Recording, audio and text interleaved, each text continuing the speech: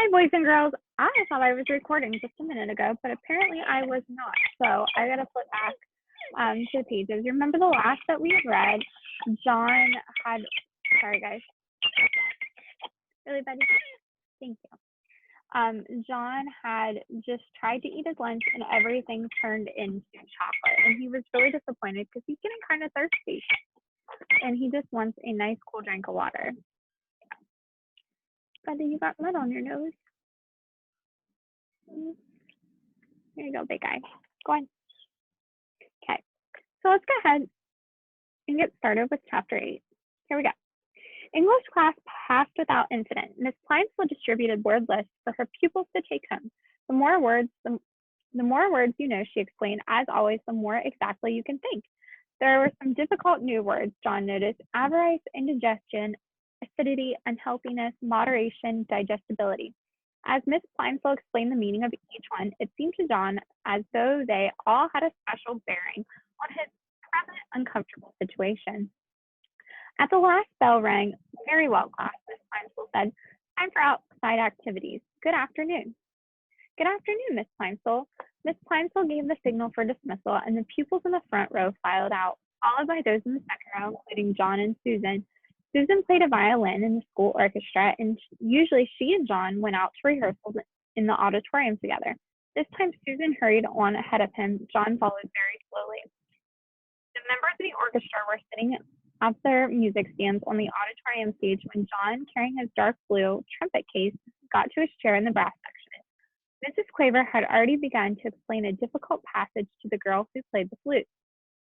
Just after Jay sings, nestling chirps and please, she was saying, you come in with your trill. Oodle, oodle, oodle, oodle, oo. Do you see the place on your score?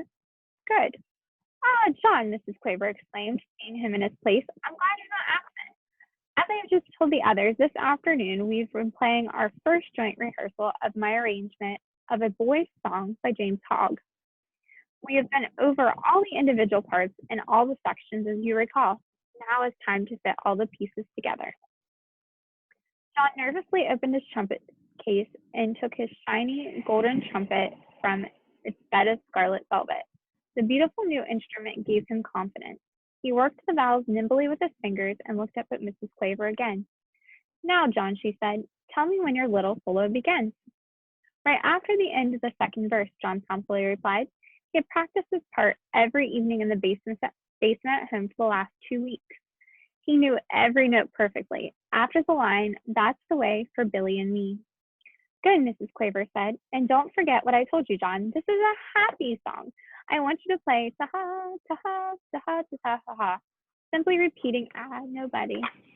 Simply repeating. Sorry, guys. I lost my place.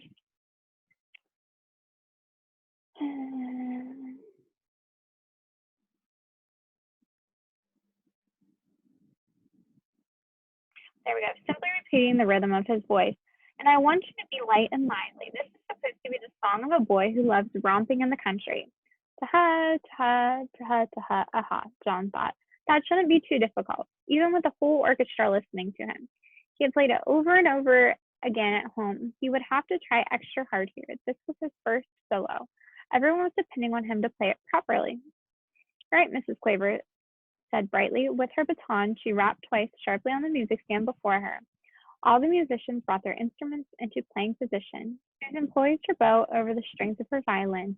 John held his trumpet close to his mouth and wiggled his fingers on the valves.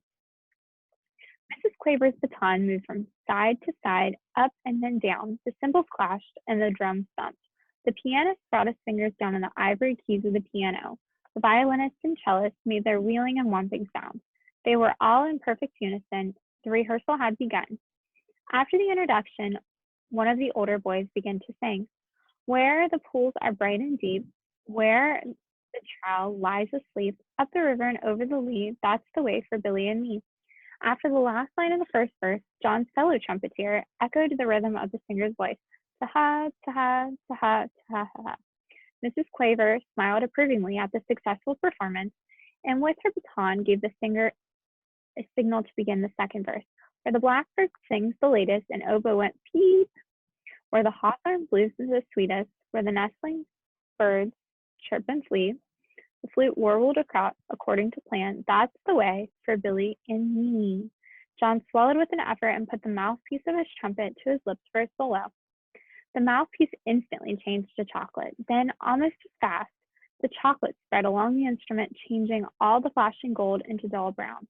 The first note came out fairly true, ta, but the chocolate trumpets could not withstand much pressure. The whole of the mouthpiece softened and clogged up, and the valves struck as John desperately tried to finish his part. Mrs. Quaver's eyes almost popped out of her head as she listened to him play. Ta ta to. It sounded as though John was trying to play a soap-filled bubble pipe. Terribly flustered, he put down his trumpet. Mrs. Quaver was speechless. The orchestra was rocked by an uproarious laughter. The other trumpeter leaned towards John's chair and picked up his trumpet. It's a chocolate trumpet, he sounded derisively.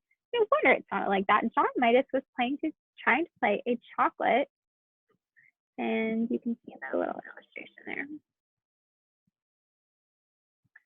John didn't wait to hear any more. He fled from the stage and out into the playground without stopping to even look around. He ran through the stone gateway and homeward. That is it for chapter 8. How do you think John is feeling, guys? Sounds like, and from the illustration, I don't know if you guys saw it. I'll go back to it real quick. And one more page. It kind of looks like his cheeks were a little red. So how do you think he was feeling in that? Let me know. Bye, guys.